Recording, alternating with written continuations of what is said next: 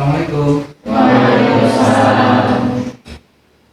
Selamat pagi. Pagi. Oke, terima kasih. Sebelum pembelajaran kita mulai, ya, kita berdoa dulu ya. Silakan ketua kelas untuk memimpin doanya. Sebelum belajar marilah kita baca doa. Doa dimulai.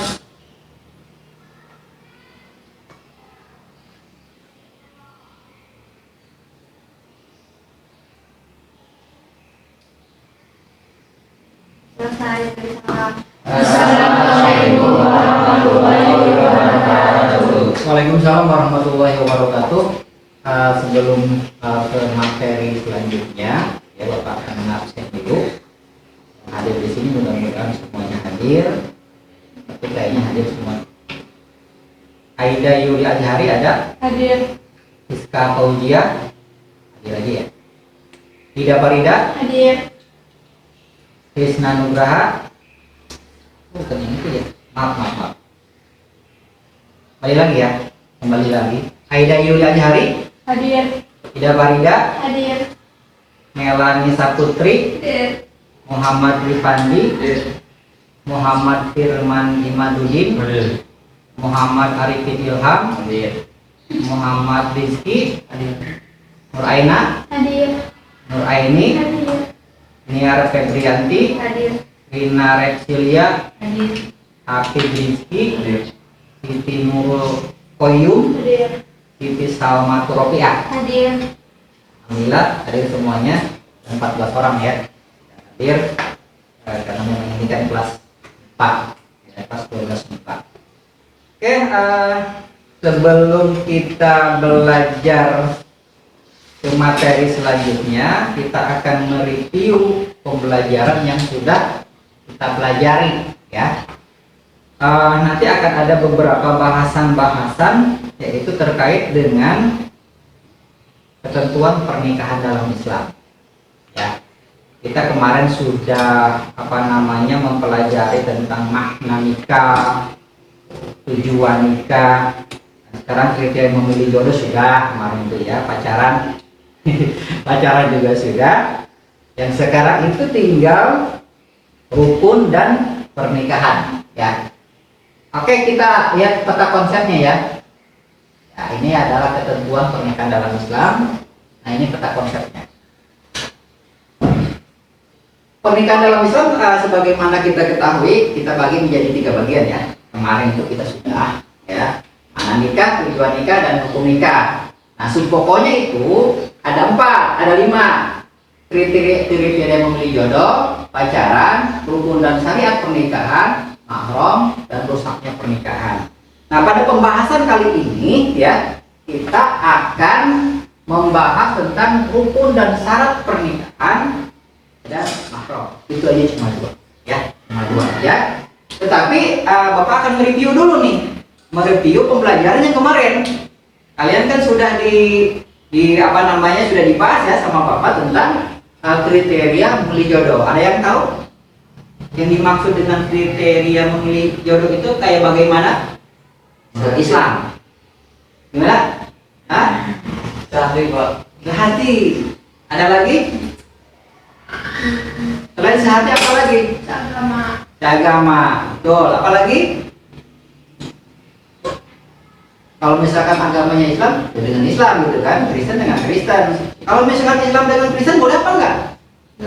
Hah? Tidak. Tidak ya? Nggak boleh, kecuali kalau dia misalkan mau memeluk agama Islam, berarti kan satu agama ya. Oke, kalau pacaran gimana nih? Pacaran dalam Islam itu kayak bagaimana sih? Ada enggak hukum pacaran?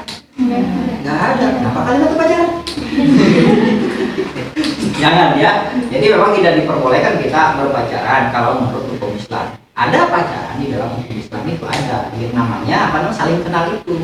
Ya, saling kenal tetapi memakai perantara. Namanya apa ya? Taruh. Ya betul, namanya taruh. Oke, kita ke pembahasan berikutnya saja ya. Nah, ini sebelum kita ke materi pokok, kita harus tahu tujuan pembelajaran kita itu untuk apa. Ya. Oke, teman-teman. Tujuan pembelajaran kita adalah menganalisis orang yang tidak boleh dinikahi. Kita harus bisa menganalisis nih ya. Orang yang tidak boleh dinikahi serta pernikahan yang tidak sah dalam Islam dengan tanggung jawab. Itu yang pertama, tujuan pembelajaran. Yang kedua adalah menganalisis hukum dan syarat pernikahan dalam Islam dengan penuh tanggung jawab. Ya, kita harus tahu hukum dan syaratnya. Kita analisa nih, ya, betul apa kagak nih, ya. Terus selanjutnya adalah menilai hikmah pernikahan dalam Islam dengan penuh kejujuran. Jadi kita juga harus tahu tentang hikmah pernikahan tersebut. Itu tentang apa namanya tujuan pembelajaran kita. Selanjutnya, nah kompetisi dasar ya.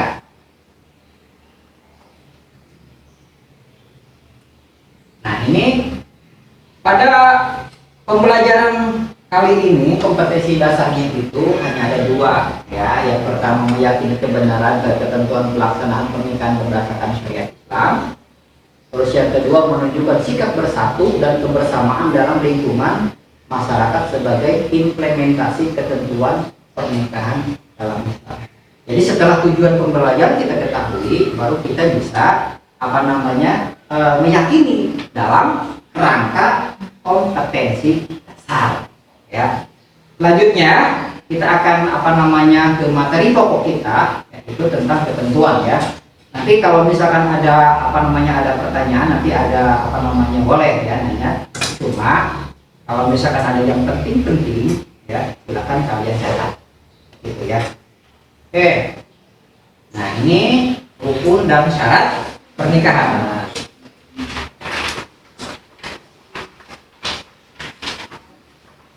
Nah ini definisinya ya rukun dan syarat pernikahan. Para ahli fikih berpendapat dalam menentukan rukun dan syarat pernikahan. Jadi ada beberapa pendapat dari para ulama ya, karena memang ulama itu tidak apa nih kayak yang namanya nikah itu kan furu'iyah ya, bagian daripada fikih. Sedangkan fikih itu kan furu'iyah banyak cabang-cabangnya ya. Tetapi walaupun furu'iyah ya kita harus bersanding dengan hadis dan Al-Quran dan hadis, gitu kan. Nah ini para ahli fikih berpendapat dalam menentukan rukun dan syarat pernikahan. Perbedaan tersebut adalah dalam menempatkan mana yang termasuk syarat dan mana yang termasuk rukun. Nah jumhur ulama sebagaimana mazhab Syafi'i mengemukakan bahwa rukun nikah itu ada 5. Ada berapa? 5. Ada 5. Nah, satu-satunya apa? Salah satunya. Ada yang tahu?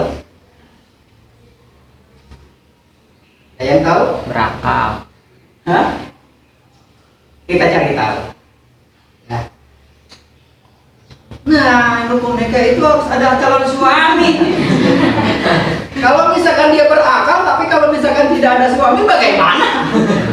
Ya, harus ada calon suami. Istri kalau mau menikah ya harus dengan laki-laki dong. Laki-laki itu calon suaminya atau belum? Bukan. Ya kalau misalkan tidak ada calon suami, nikah sama siapa? Gitu ya. Sama harus ada calon suami. Yang kedua bagi istri, bagi laki-laki berarti harus ada calon istri. Ada nggak calon istrinya? Ada. Ada calon istrinya. Masya Allah. Jangan dulu. Belajar. Yang ketiga adalah adanya wali. Bukan ben wali ya. Wali. Yang keempat tahu nggak? Nanti kalau yang keempat itu ada 2 orang saksi, dan yang ketiga adalah ada namanya syigah atau namanya ijab kabul. Tapi yang akan kita bahas ini 3 aja dulu ya. Calon istri itu, calon suami syarat-syaratnya itu apa? Kita lihat. Nah, syarat daripada calon suami itu bukan mahram si wanita. Mahram itu apa sih? Bukan mahram. Misalkan gitu ya, Niar punya adik laki-laki, dinikahi adiknya, nggak boleh. Itu satu mahram kan? Tapi kalau misalkan Niar sama siapa namanya, Arifin sama Arifin, boleh menikah karena bukan mahram kan? Terus yang kedua, orang yang dikehendaki. Nah tadi ya, Orang yang dikehendaki yaitu adanya keridhaan dan masing-masing pihak. Laki narino, laki ninda. Ya, perempuannya juga begitu. Kamu siap dinikahi? Siap. Kali dari mau beli 5 misalkan. Yang kedua adalah calon istri. Nah, syarat-syaratnya ini sama kayak laki-laki, bukan mahram si laki-laki. Ya, terbebas dari halangan nikah. Misalnya masih dalam masa idah atau status sebagai istri orang. Boleh. Ya, Arifin, ya, kamu nikah misalkan sama istri orang, diculik misalkan, nggak boleh. Kalaupun misalkan sudah dicerai, ya, sudah dicerai sama sama suaminya, tapi harus menunggu masa idahnya dulu, kan gitu kan? Baru masa idahnya sudah selesai, silahkan kamu nikahi Arifin. Jangan ngomong. Lanjut balik, ya. Nah, syarat-syarat wali. Syarat-syarat wali itu kita bagi menjadi 10 bagian. Yang pertama orang yang dikehendaki, ya. Jadi orang yang dikehendaki itu bisa saja kalau misalkan orang yang tidak kenal itu jangankan misalkan orang lain ya. Saya mau jadi wali. Nggak boleh kayak gitu. Karena harus ada syarat-syarat tertentu. Biasanya kalau misalkan di daerah kita yang jadi wali itu kan masih satu nasab sama kita ya. Kalau misalkan nggak ada orang tua, ya mamang. Kalau misalkan nggak ada mang, ya uak. Kalau misalkan nggak ada uak, ya anak uak. Jadi masih satu turun atau satu nasab, itu boleh ya. Terus mahram si wanita. Jadi betul mahram si wanita itu saudara gitu kan. Yang ketiga, yang keempat, balik bukan anak-anak. Anak-anak nggak boleh jadi wali. Kalau misalkan nih, aduh bapak saya sudah meninggal, mama saya nggak ada, kebanjiran misalnya. Terus wah saya nggak ada ke luar negeri, itu siapa yang jadi wali saya? Ada saya masih kecil, misalkan 5 tahun misalkan. Ya, itu tidak boleh. Ya. Nah bagaimana dengan wali? Nantinya walinya itu biasanya pakai wali hakim biasanya kalau misalkan kayak begitu ya, tidak ada wali sama sekali. Saksi kalau di kampung kita kan biasanya banyak ya saudara-saudara kita. Terus yang keenam adalah adil, tidak pasif. Nah, yang jadi pertanyaan, pasif itu apa sih? Ada yang tahu? Pasif itu apa? Ada musyrik, ada fasik, ada munafik, ada kafir. Fasik itu apa? Cuk, yang tahu? Fasik itu statusnya sama kayak kita sebagai dalam KTP ya. Dalam KTP agamanya Islam, tapi dia itu sering melakukan dosa, sering melakukan maksiat.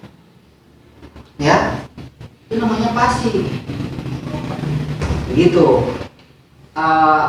Kalau kita simpulkan atau kalau kita rumuskan ya kayak begitulah fasik ya. Jadi orang itu mabok-mabokan jalan ya, mabok-mabokan sambil berjalan gitu ya, mabok-mabokan sering gitu kan, mancing mania sering gitu ya, mancing maya. Sholat jarang, jarang lagi, tidak pernah ya. Jangankan sholat 5 waktu, sholat Jumat yang seminggu sekali juga tidak pernah. Puasa apa lagi? Zakat apa lagi? Ya, itu namanya orang fasik. Tidak boleh itu menjadi wali. Hati-hati ya dalam mencari wali. Kalau misalkan niat ingin nikah, cari yang benar, satu nasab, dan walinya juga harus benar. Kalau misalkan tidak ada satu nasab ya. Terus ini lanjutannya. Nah, ada 2 orang saksi. Yang kelima adalah sigok atau ijab kabul. 2 orang saksi. Syarat-syaratnya ini ya. Firman Allah Subhanahu wa taala, dan persaksikanlah dengan 2 orang saksi yang adil di antara kalian. Syaratnya berjumlah 2 orang. Ya, bukan budak, bukan wanita, dan bukan orang fasik. Tadi terkoneksi dengan tadi ya. Sinkron. Yang kedua, tidak boleh merangkap sebagai saksi walaupun memenuhi kualifikasi sebagai saksi. Iya, bagaimana ini merangkap nih? Tadi ini kan sudah jelas ya, bukan budak. Kalau di kita itu sudah tidak ada budak ya, budak hamba sahaya ya, tidak ada. Sekarang kan di zaman Indonesia sudah merdeka gitu kan, walaupun tanda kutip itu kemerdekaannya ya, tapi sudah tidak ada lagi perbudakan ya, bukan wanita dan bukan orang fasik. Yang kedua, tidak boleh merangkap sebagai saksi walaupun memenuhi kualifikasi sebagai saksi. Maksud merangkap itu bagaimana nih? Ada yang paham nggak? Bapak misalkan mau menikahkan Arifin, Nia misalkan ya, mau menikahkan Nia gitu ya. Kebetulan Nia itu tidak ada saksinya, sedangkan bapak dari pihak laki-laki saksinya nih. Boleh nggak merangkap? Bapak merangkap kamunya si Nia dia. Kasihan nggak punya saksi, makanya bapak jadi saksi dua-duanya, saksi perempuan juga, saksi laki-laki juga. Itu tidak boleh merangkap sebagai saksi walaupun memenuhi kualifikasi sebagai saksi. Gitu ya maksudnya. Terus yang ketiga, sunnah dalam keadaan rela dan tidak terpaksa, ikhlas ya, untuk menjadi dua orang saksi harus ikhlas. Kalau diseret-seret kita menjadi saksi nggak boleh gitu ya. Terus, nah ini dia nih, walaupun ini ada nomornya di nomor 5, tapi ini paling penting di dalam bab pernikahan. Saksi ada, calon suami istri ada, wali ada, tetapi ijab kabul tidak ada. Sah apa enggak? Enggak sah. Gitu ya, walaupun ini di nomor 3 adanya, ya dari nomor 5. Syarat sigot itu tidak tergantung dengan syarat lain, tidak tergantung, otomatis dia mandiri kan. Tidak terikat dengan waktu tertentu, kapan saja boleh. Ya, yang penting walinya mau datang ke rumah kita. Terus yang ketiga, boleh dengan bahasa asing. Wah, boleh. Kalau kalian misalkan pintar bahasa Inggris, ijab kabulnya pakai bahasa Inggris, maka pintar bahasa Cina, ijab kabulnya pakai bahasa Cina, maka bahasa Arab boleh? Ya boleh. Terus yang paling apa namanya, yang paling ringkas itu memakai bahasa Arab. Qabil tu hadihin nikah di mahari mazkur. Langsung nikah. Qabil tu nikah di mahari mazkur. Sakitu. Nah kalau bahasa Sunda boleh bahasa Sunda, cuma bahasa Sunda ribetnya. Bahasa Sunda itu ribet, panjang banget. Ya. Abdi tarima nikah kaneng nia kawal mas kawin sekian dibayar kontan. Misalkan dalam bahasa Indonesia juga ya, saya terima nikahnya dengan yang anu binti anu dengan mas kawin tersebut dibayar tunai. Sah gitu kan. Udah ke kamar. Sorry. Terus itu kita boleh menggunakan bahasa apa saja, yang penting ada syarat-syarat tertentu. Nah ini menggunakan kata tajdid atau nikah tidak boleh dalam bentuk kinayah atau sindiran. Wah, harus serius kalau nikah itu kan. Ini kan satu bodohan, ya. Jadi ijab kabulnya juga nggak boleh kinayah, nggak boleh heureuy. Biasanya nikah hari bajura boleh, ya. Atau pakai kata-kata apa gitu ya, itu tidak boleh. Ya. Terus mengucapkan qabil tu nikah tuh. Yang penting ada qabil tu nikah. Ya. Dan boleh didahulukan nikah. Nah, ini adalah rukun dan syarat pernikahan. Kalau rukun itu kan wajib. Ya, wajib kalau rukun itu. Kalau misalkan tidak dijalankan sama kita berarti binasa semuanya, zina selamanya. Mau apa enggak? Next, selanjutnya mahram. Kita balik ke mahram ya. Tadi kita sudah di kata konsep sudah ada. Mahram itu apa? Orang yang tidak boleh dinikahi. Nah, ini adalah ketentuannya. Ya, dari nasab atau keturunan, ibu dan seterusnya ke atas. Ibu dan seterusnya ke atas itu berarti tua, ya, nenek bisa, nggak boleh ya. Kalau sama nenek aja itu, nggak boleh.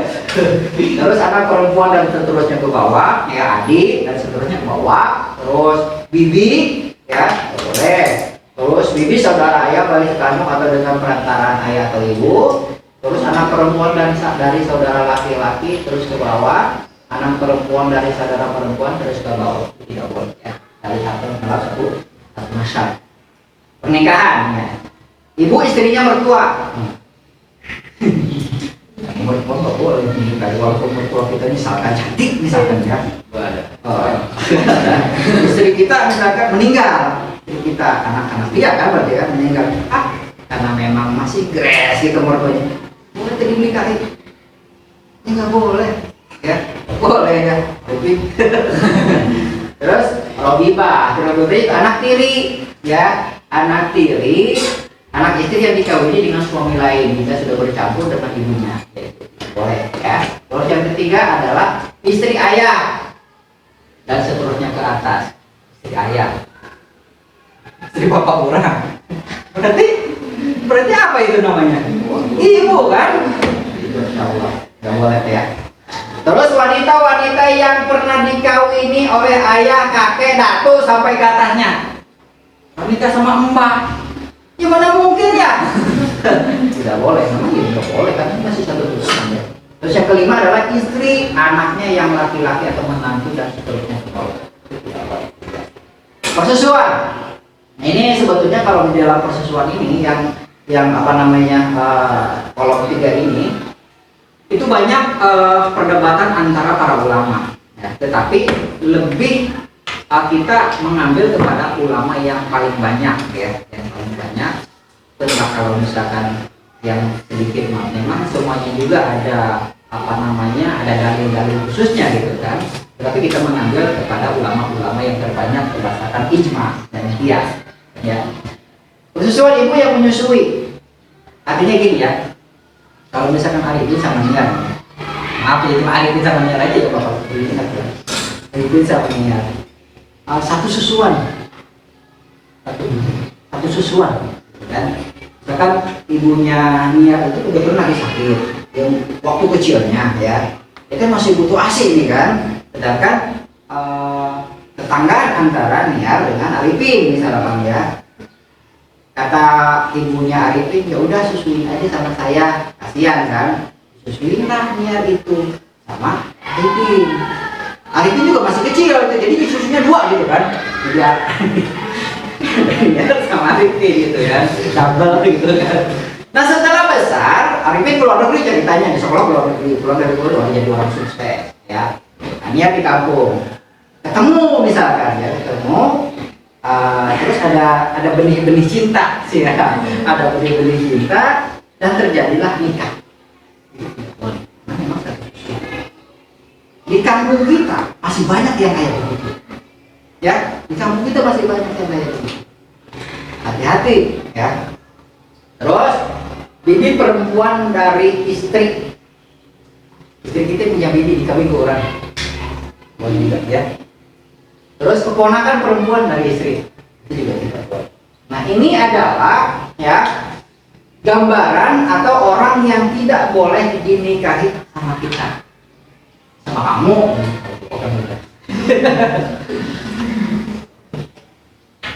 Nah ini adalah hikmah pernikahan dalam Islam. Sesuatu yang diwajibkan, sesuatu yang disuruh oleh Allah itu pasti ada hikmahnya, betul nggak? Ada hikmahnya. Pernikahan merupakan sunnah Nabi yang sangat dianjurkan pelaksanaannya bagi umat Islam. Kan gitu ya. Ini sunnah Nabi, walaupun ini sunnah Nabi, tapi memang kita diperintahkan untuk menikah. Ibadah yang paling enak itu menikah, betulnya. Enggak, betul. Perempuan juga sama, ya. Kan gini ada hadisnya, an-nikahu sunnati, paman rogiba an sunnati palaisa minni. Nikah itu adalah sunnatku. Paman rogiba maka sahaja anu tidak mau menikah, maka dia itu tidak akan menjadi golongan umat Nabi. Itu ada hadisnya ya. Nah ini selain untuk beribadah, ini adalah cara untuk menyalurkan kebutuhan biologis seseorang dalam hubungan yang sah. Kalau sudah dewasa kan pasti ada hormon-hormon tertentu yang ingin dimuncratkan, dikeluarkan gitu ya. dikeluarkan, ya. Maka nikah itu adalah salah satu cara yang ibadah, salah satu ibadah yang disyaratkan atau yang disunahkan oleh Nabi kita. Oke, nah ini mengutip buku fikih munakahat oleh Profesor Dr. Haji Abdul Rahman. Pernikahan berasal dari kata nikah, ya, yang secara bahasa artinya mengumpulkan dua pasangan istri dan laki-laki dalam suatu tempat. Mengumpulkan, sengaja dikumpulkan, ya. Terus, sedangkan secara istilah pernikahan adalah akad yang mengandung ketentuan hukum, kebolehan hukum seksual dengan lafaz nikah atau dengan kata-kata yang bermakna, yang semakna dengannya. Di balik anjuran menikah ada keutamaan dan hikmah yang terkandung di dalamnya. Keutamaan tersebut diantaranya menyempurnakan separuh agama, menjalankan sunnah Rasul, meningkatkan ibadah, dan membuka rezeki. Masya Allah. Nah, tentunya kalian kan kalau misalnya sudah studi, kuliah, dan kerja, pasti endingnya menikah dan punya anak. Betul? Tapi tujuannya ke situ. Ya.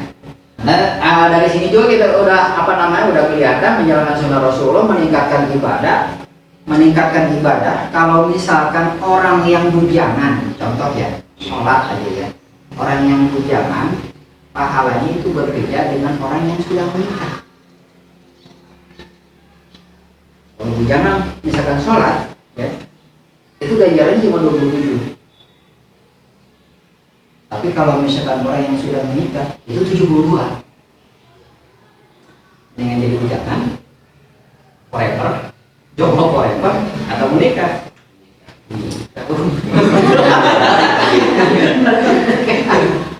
Oke, ini bagian ya. Ini Bapak membagi-bagi hikmah pernikahan ke dalam beberapa konsep, yaitu pertama, memenuhi tuntutan fitrah.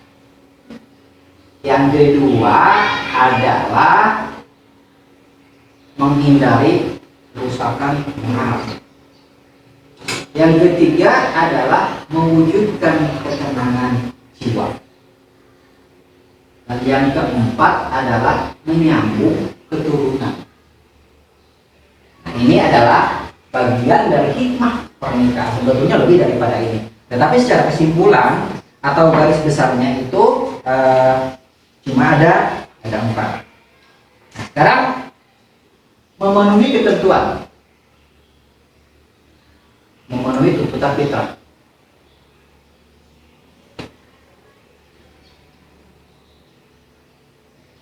Ini yang pertama, kita manusia bukan?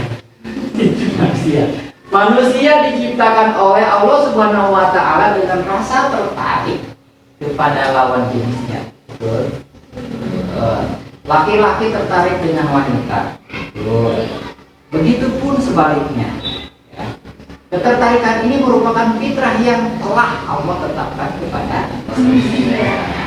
Jadi kita tidak berdiri kalau misalkan, kok kasih itu fitrah manusia. Emang dibuatnya sengaja dibikin kayak begitu, ya? Kan ada dulu Nabi Adam diciptakan pertama kali oleh Allah Subhanahu wa Ta'ala. Itu kan sendirian kan di surga. Sendirian. Biasahan coba bahasa saudaranya. Dia itu galau. Tadi itu sorangan, kesini sendiri. Akhirnya dia minta kepada Allah, ya Allah, tolong ciptakan teman buat curhat, ya kan? Oh, kalau bahasa kasarnya mungkin ya. Oh, kamu galau? Iya, saya galau, gitu kan? Maka diciptakanlah Siti Hawa waktu itu pasangan Nabi Adam. Tapi waktu itu belum dipasang-pasangkan belum. Jadi mengidentifikasi dulu. Itu siapa, kok beda sama saya? Saya mah begini, dia mah begitu. Tapi lama-kelamaan kan ada ketertarikan kan? Berarti berbeda jenis kan? Setelah itu baru dinikahkan oleh Allah Subhanahu wa Ta'ala. Nah, sebetulnya pernikahan itu sudah ada dari zaman Nabi Adam juga waktu itu di surga kan? Tuh ya. Jadi ketertarikan itu merupakan fitrah yang Allah tetapkan kepada manusia. Oleh karena itu, pernikahan disyariatkan dalam Islam dengan tujuan memenuhi fitrah tersebut. Islam tidak menghalangi dan menutupi keinginan ini, bahkan melarang kehidupan umat muslim yang menolak pernikahan atau bertahalul membujang selamanya. Ancamannya nggak boleh ya. Aduh, gimana mau nikah? Kerja sih sudah. Kalau penghasilannya minim sekali, apakah aku bisa menghidupi dia? Ya gitu kan. Kalau kan, yang namanya rezeki itu Allah kan yang mengatur buat kita. Guru honor misalkan ya, gajinya cuma 300.000, udah anak 5. Ini bisa keparakan. Yang mengatur itu Allah. Kita jangan istilahnya terlalu banyak memikirkan ekonomi rezeki. Karena rezeki itu ekonomi Allah, gitu kan? Allah yang mengatur. Dan rumah tuh pujangnya sama mana? Nggak boleh, karena memang ada ketentuannya, ya. Ketentuan bahwa melarang, bahwa Allah itu melarang ya kehidupan muslim yang menolak pernikahan atau membujang selamanya. Yang kedua adalah menghindari kerusakan moral. Nah ini ya yang sebetulnya banyak terjadi di dunia Indonesia maupun di luar negeri. Allah telah menganugerahi manusia dengan berbagai nikmat. Salah satunya adalah fitrah untuk berhubungan seksual. Namun fitrah ini akan berakibat negatif jika tidak diberi batasan yang dibenarkan dalam syariat. Maksudnya apa nih? Ada yang tahu? Yang poin nomor 1, Allah telah menganugerahkan manusia dengan berbagai nikmat. Salah satunya adalah fitrah untuk berhubungan seksual. Namun fitrah ini akan berakibat negatif jika tidak diberi batasan yang dibenarkan dalam syariat. Maksudnya apa? Ada yang tahu nggak?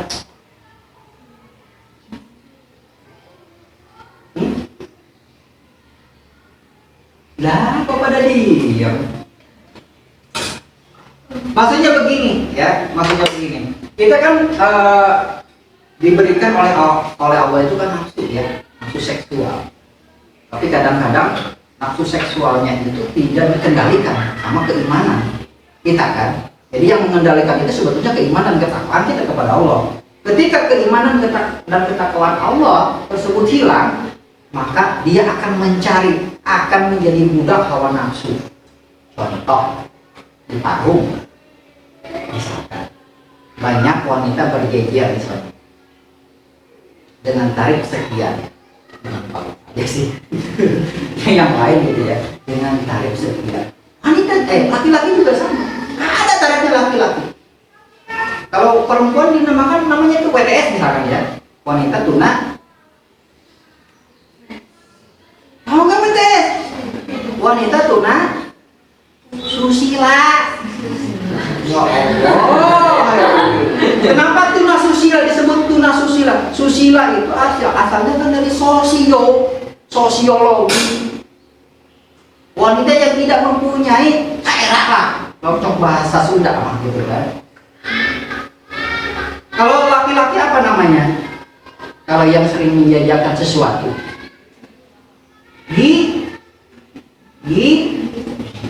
gigolo. Salah. Tidak apa. Orderan. Ini laki-laki yang dibayar sama perempuan. Kan biasanya kan perempuan dibayar sama laki-laki, tapi ini sebaliknya. Ya. Nah ini karena memang mereka itu tidak mempunyai batasan dan tidak mempunyai amal, apa namanya, iman dan takwa kepada Allah Subhanahu wa Ta'ala. Makanya dari dunia juga kan menghindari kerusakan moral, harus ada pernikahan kayak begitu kan, untuk menghindari salah satunya itu. Terus yang kedua, nafsunya akan berusaha untuk memenuhi fitrah tersebut dengan berbagai cara yang dilarang agama. Nah, salah satunya itu tadi yang disebutkan. Hal ini bisa menimbulkan kerusakan moral dan perilaku menyimpang lainnya seperti kumpul mending, kumpul kebo dan lain-lain. Kalau Bapak menggarisbawahi tentang kumpul kebo, kenapa disebut kumpul kebo, lain kumpul kambing, lain kumpul ayam. Itu sebetulnya kita sebutkan saja ya. Kumpul kebo itu laki-laki dan perempuan layaknya sebagai suami istri ya, ada dalam satu rumah tersebut tertentu, yaitu melakukan hubungan seksual, pokoknya layaknya sebagai suami istri gitu kan, tetapi tanpa ada ikatan pernikahan. Liberalisme kan. Ini adanya bukan di Indonesia. Di Indonesia sudah ada sekarang. Di Indonesia sudah ada, sudah marak. Ini adanya banyaknya di luar negeri. Kayak di Amerika Serikat itu mereka sudah biasa. Cocok-cocokan. Kalau cocok diteruskan pernikahan, walaupun misalkan mereka itu udah punya anak 3 misalkan dari hasil kumpul kebo tersebut. Ya, boleh. Tapi kalau misalkan tidak cocok, ya udah tinggalkan aja. Dalam Islam itu tidak dilarang. Ya. Tapi prakteknya memang sekarang sudah banyak yang kayak begini. Ya, hati, jangan mau dikumpul keboin. Lanjut. Mewujudkan ketenangan jiwa. Pernikahan itu mewujudkan untuk ketenangan jiwa. Pernikahan dan hikmahnya perspektif Islam oleh Ahmad tadi dan kawan-kawan, salah satu hikmah pernikahan yang terpenting adalah ketenangan jiwa karena terciptanya perasaan cinta dan kasih. Makanya kalau misalkan kita pacaran sekarang dari yang punya pacar, jangan dihabisin tuh cintanya, nanti buat nanti aja. Kalau udah habis pas udah menikah bosen manten, udah bosen gitu ya. Dengan melakukan perkawinan, manusia akan mendapatkan kepuasan jasmaninya dan rohaninya berupa kasih sayang, ketenangan, ketentraman, dan kebahagiaan hidup. Allah Subhanahu wa Ta'ala berfirman. Ada tahu Pak Firman? Ada yang tahu nggak tentang apa namanya ayat Al-Quran yang sering ada di surat Undang loh? Iya, surat Ar-Rum ayat tahu. Pasti sering bikin apa, sering baca surat Undang ya. Ini dia. Coba kita baca bareng-bareng. Kalau lihatnya jelas nggak? Ngeblur apa kelihatan jelas? Ngeblur ya. Oke. Ini adalah suratnya ya. Surat Ar-Rum ayat 21. Ya. Ini sering ada di surat Undang. Bismillahirrahmanirrahim. Wa min ayatihi an khalaqalakum min anfusikum azwajan litaskunu ilaiha wa ja'ala bainakum mawaddatan wa rahmah inna fi dzalika laayatin liqaumin yatafakkarun. Itu ya, untuk pernikahan itu menyenangkan jiwa. Wa min ayatihi, dan di antara tanda-tanda kebesarannya, itu rujukannya kepada Allah ya. Ini ada min ayatihi, dan tanda di antara tanda-tanda kebesaran itu kepada Allah ya. An khalaqalakum, dia menciptakan pasangan-pasangan min anfusikum, untukmu, azwaja, dari jenismu sendiri. Min anfusikum azwaja. Kalau misalkan dalam bahasa Sunda mah mungkin kayak gini ya. An khalaqalakum, yen tah geus nyiptakeun Allah lakum kam. Kita semua, pada kita semua, min anfusikum, dina diri urang sadaya azwaja. Azwaja teh naon? Tuan kan. Tuh. Kalau bahasa Sunda awewe. Lintas kudu ilayah agar kamu cenderung dan merasa tentram.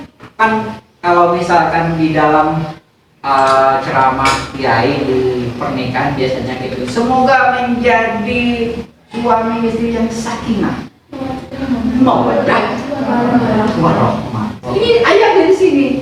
Nah, sakinah mana? Enggak kok, nggak ada di sini sakinah. Lintas kudu, itu yang dimaksud dengan sakinah, terlintas kuno ya, merasa tentram. Kalau misalkan aku dengan dia merasa tentram, berarti lintas kuno, sakinah ya. Terus setelah itu wa ja'ala bainakum mawaddah wa rahmah. Mawaddah warahmah. Eta pokok nama ditarik kesimpulan anak bahwa kalau misalkan kita nikah itu hanya 3, litas kuno sakinah mawaddah warahmah. Eta gitu. Tenang. Tangka ini kan aing melaboro majikan atau misalkan laki-laki atau misalkan perempuan kerja ada laki-laki dulu. Tenang, tidak apa namanya galau lagi. Lanjut ya, menyambung keturunan jelas ya. Harus punya keturunan. Hikmah menikah adalah melahirkan anak-anak yang saleh, beriman dan bertakwa. Anak yang cerdas secara emosional dan intelektual juga dibutuhkan untuk melanjutkan syiar agama yang dibawa orang tua. Makanya kalau misalkan nikah kalian itu jangan ada KB-KB. KB we. Artinya gini, kita kan disuruh untuk apa namanya? Menyambung keturunan. Iji kamu gering mau atau gadei. Ini entes Bang. Ya, seadanya aja. Kemampu kita maksudnya gitu ya. Lanjut, karena memang itu program pemerintah itu nih ya. Nah, ini kita masuk ke dalam kegiatan inti ya. Materi Bapak alhamdulillah sudah selesai, tinggal tugas kalian berdiskusi ya, mencari masalah. Karena memang kita sudah banyak masalah.